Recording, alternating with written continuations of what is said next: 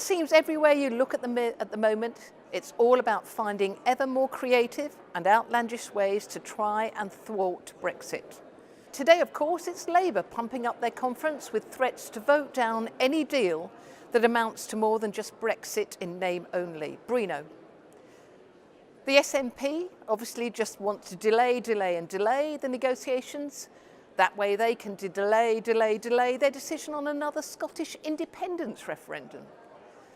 But out here in Brussels, where the European Union is supposed to be bound by the Article 50 withdrawal trigger, there's even pressure from some quarters for the European Court to torpedo the whole negotiation and the eventual Brexit. Now, yesterday evening, a very clever, very articulate professor called Christophe Hillion, who specialises in institutional law in the European Union, came to the European Parliament's Constitutional Affairs Committee with a very clear message, and I was there to hear it and comment on it. Now, he has formed Professor Hillion, previously urging Scotland to go for EEA membership. The key for him is defending the sacrosanct integrity of the European single market, meaning the full freedom of movement that lies behind the Brexit vote. Now, Hillion has added two more tests to argue that the withdrawal negotiations themselves undermine the core purpose of European Union law. He told very interested MPs on our committee that Brexit must respect EU primary law, must respect the EU acquis, or everyday rules and regulations built up over its lifetime, and also must contribute to the bloc's wider objectives. Sounds a bit like saying to an unwilling partner, you can't leave because it doesn't suit me. Now, one of the better-known German MEPs was salivating as he slipped his business card into Hillion's hand on the way out.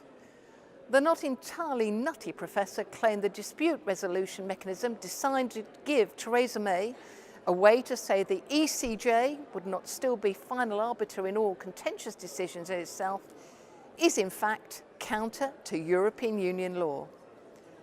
He said it would undermine the power of the court and highlighted that the ECJ previously rejected an initial draft on the expansion of the European Economic Area.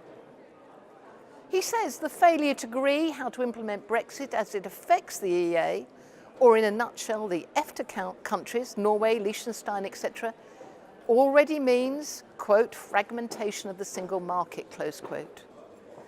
And he went on with, he says the United Kingdom's attempt to hijack the withdrawal phase to steal a march on the negotiations over future relations across the Channel means the Council has overstepped its constitutional remit.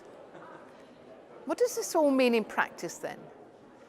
He said very plainly, quote, the European Parliament could invite the ECJ to rule on all of this, even before the negotiations are wrapped up, or certainly before March the 29th, 2019. He says a long history of strict interpretations of bedrock European Union law would suggest that the ECJ would easily throw an Armageddon-sized spanner into the works.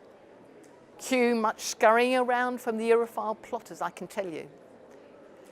Well, my people quickly took up Hillion's issue with the law chief for the EU 27 at the European Council.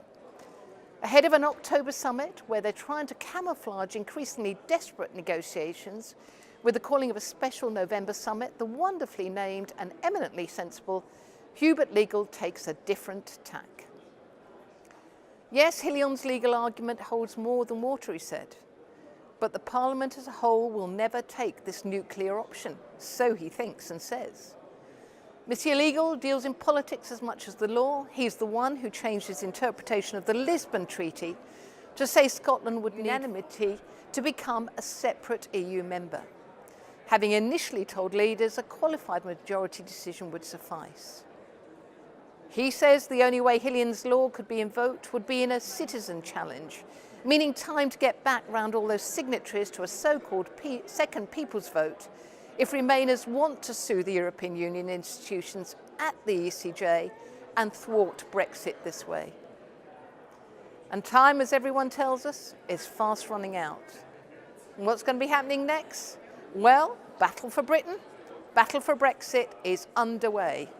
Keep joining me on my regular transmissions from Brussels and Strasbourg, and I'll try and keep giving you the inside track as what is happening here, where the EU is determined to thwart, stop and reverse Brexit via any means and every means possible. Many thanks. Bye for now.